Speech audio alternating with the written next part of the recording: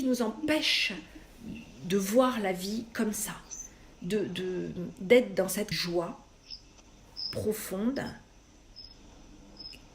et durable, Sylvie? Je crois que le principal obstacle, en fait, c'est qu'il y a quelque chose en nous qui refuse d'y croire. C'est quelque chose en nous qui n'y croit pas totalement et qui se dit qui voudrait avoir des preuves que c'est vrai. Et en l'absence de preuves,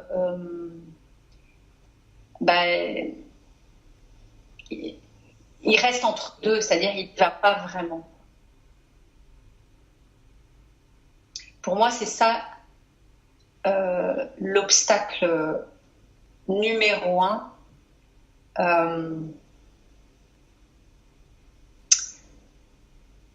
C'est que l'idée, elle est tellement joyeuse et qu'on a tellement eu l'habitude d'être...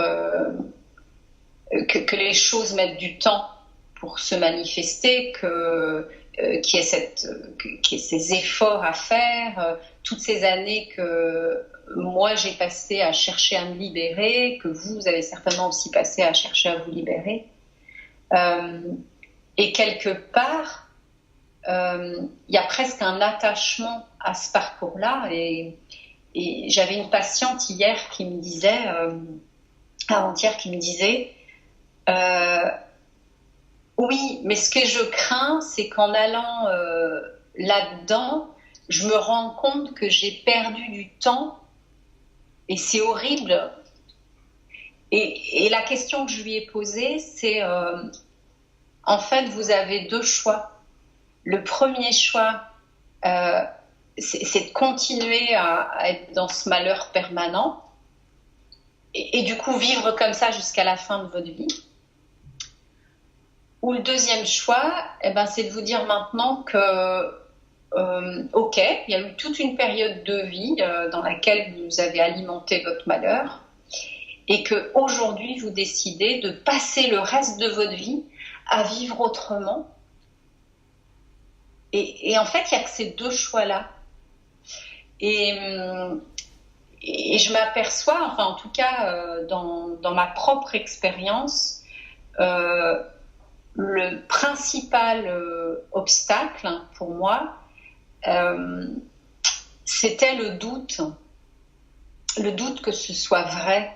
Et est-ce que j'ai raison d'y croire? Et est-ce que, comme si j'avais besoin qu'on me donne des preuves, quoi, que ça marche. Et l'invitation, là, en fait, c'est de dire un grand oui, un oui massif, quoi, même si on ne sait pas si ça va marcher. Et nous, avec Véronique, on peut vous dire que ça marche, parce que c'est ce qu'on vit. Et évidemment, il y a des choses qui remontent, évidemment, il y a des petites choses qui viennent nous titiller encore. Mais globalement, notre oui, il a été massif, quoi. Et à chaque instant, il est à nouveau massif. Donc pour moi, le principal obstacle, c'est un choix qui n'est pas un choix, c'est-à-dire c'est un demi-choix. C'est j'y vais, mais je crois pas tant que ça, et je laisse les doutes m'envahir, et du coup, je pédale dans la semoule, quoi. Donc voilà, donc tu affirmes que le principal obstacle, c'est qu'on ne dit pas oui. Et donc le grand retournement, c'est en fait ce oui au bonheur, c'est ce oui à la joie, d'où va découler un grand changement. C'est qu'on ne croit pas encore assez que la joie est faite pour nous et qu'on est faite pour la joie. C'est ça. Voilà, pour moi, c'est la même voie, en fait, qui est que, bah oui, dans mon enfance, j'ai toujours rêvé, en fait, su au fond de mon cœur que tout ce que je voulais, c'est la joie et le bonheur et l'amour absolu et total. Et au fur et à mesure de mon enfance et adolescence et vie de jeune femme, on m'a bien, et je me suis bien coupée de cette joie en voyant le monde comme la preuve que ça n'existait pas. Et